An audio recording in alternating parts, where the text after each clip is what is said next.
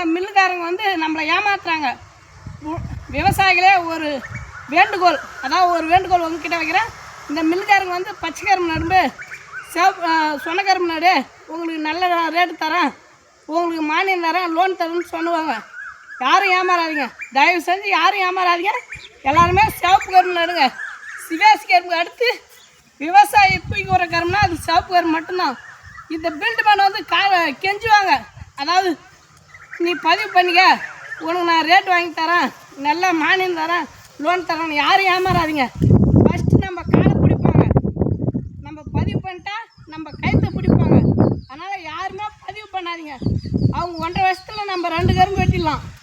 அவங்க 1.5 வருஷம் அவங்க பதிவு பண்ணிட்டா நம்ம கரும்பு வெட்டுறதுக்கு. அதனால் தயவு செஞ்சு யாருமே பதிவு பண்ணாதீங்க. இது நான் வைக்கிற வேண்டுகோள் விவசாயிகளுக்கு. யார் எது வேணால் சொல்லிட்டு எது வேணால் செஞ்சுட்டுங்க, ஆனால் யாரும் பதிவு பண்ணாதீங்க.